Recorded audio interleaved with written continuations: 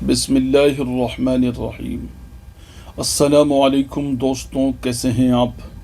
उम्मीद करता हूँ कि आप सब खैरियत से होंगे और जहाँ भी होंगे हमारे ज़रिए बताए गए नुस्ख़ों से फ़ायदा हासिल कर रहे होंगे और इन्हें अपने दूसरे दोस्तों के साथ शेयर भी कर रहे होंगे। मैं हूँ आपका दोस्त डॉक्टर हकीम एम वासिल, देहरादून उत्तराखंड से, और आप देख रहे हैं लुकमानी आयुर्वेदा। दोस्तों, आज का नुस्खा, प्यारे दोस्तों, आपने नुस्खे तो बहुत देखे होंगे और देख रहे होंगे। बहुत सारी दुनिया नुस्खे बताने पर तुली हुई है, चाहे नुस्खे पे रिसर्च ना हो, नुस्खा प्रैक्टिकल ना हो, नुस्खा तजर्बे में ना आया हो, और बहुत सारी बातें कह सकता हूँ। तो नुस्खों की तो कमी नहीं है, एक ढूंढो हजार मिलते हैं।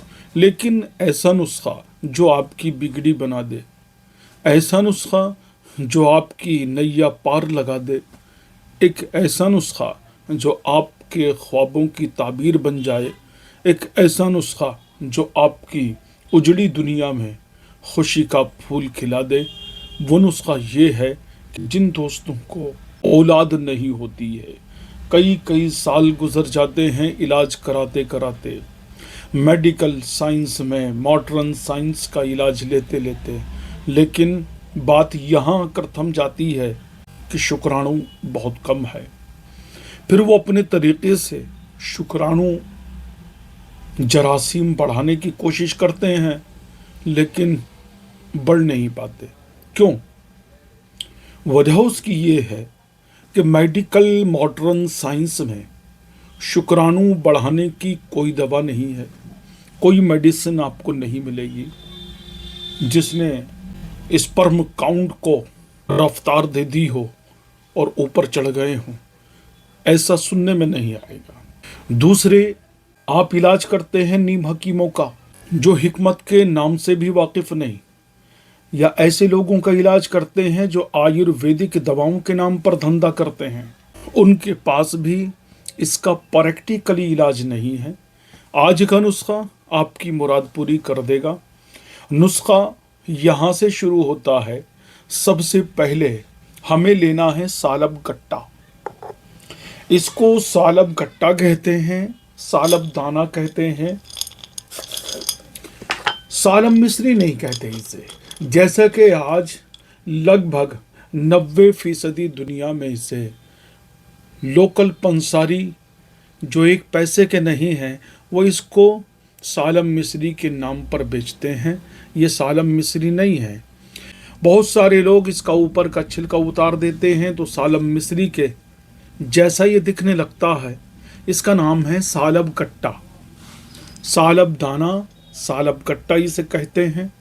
और आपको हिकमत में यूनानी जड़ी बूटियों में इसका नाम बता दूं, इसका नाम है जदवार। जदवार, हमदर्द ने इसकी एक टैबलेट भी बनाई है, उसका नाम है हब्बे जदवार। तो सालब गट्टा लेना है आपको। दूसरे नंबर पर आपको लेना है बिनोला मग्ज, बिनोले का मग्ज, बिनोले की गिरी। ये रही बिनोले की गिरी। आपको बिनोले मोटे वाले लेने हैं, उसमें से बिनोले की गिरी निकालनी है। दो जड़ी बूटियां हो गई, सालब गट्टा और बिनोला गिरी।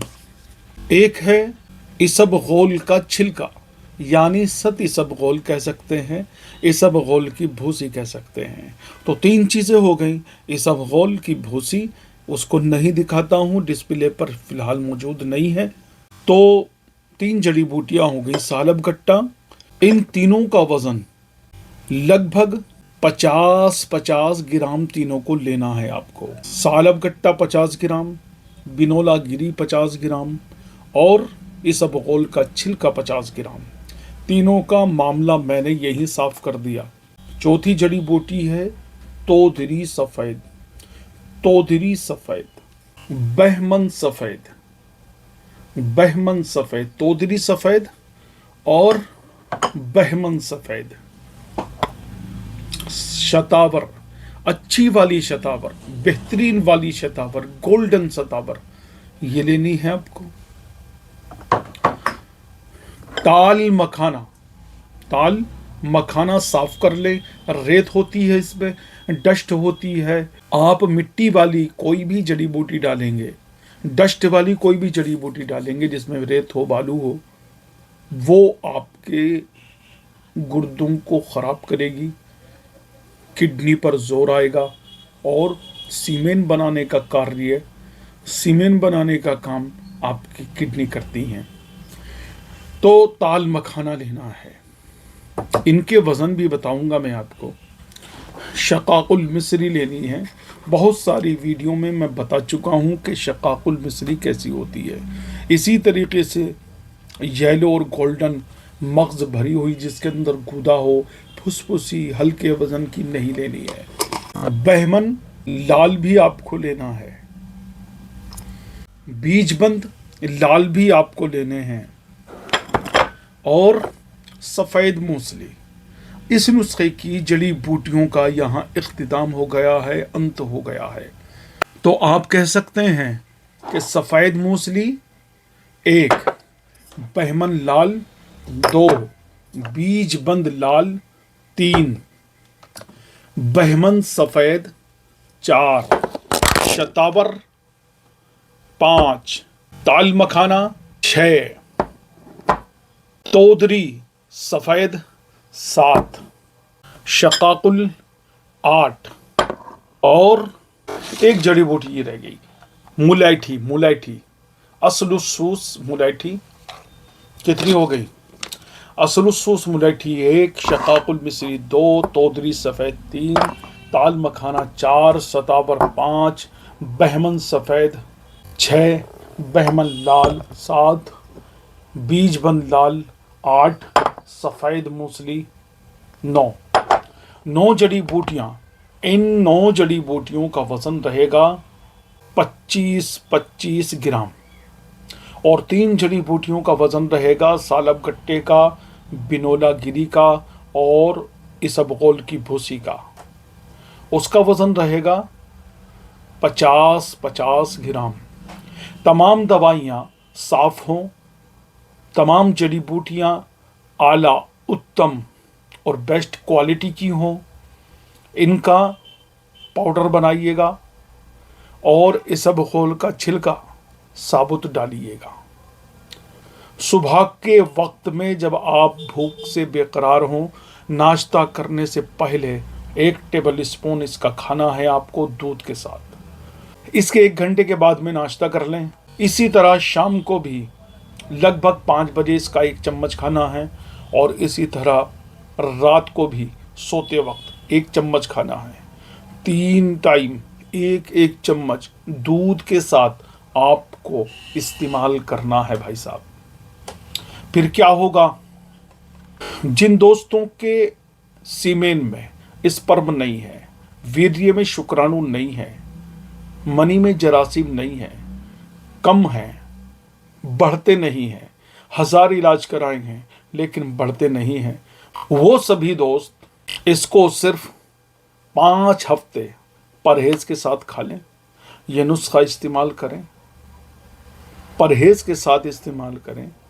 इंशाअल्लाह आपके यहाँ अगर जरासीम की कमी की वजह से, स्पर्म काउंट की कमी की वजह से और वीर्य में शुक्राणु की कमी की वजह से औलाद नहीं हो रही है तो इंशाअल्लाह औलाद जैसी नेमत से माला माल हो जाएंगे।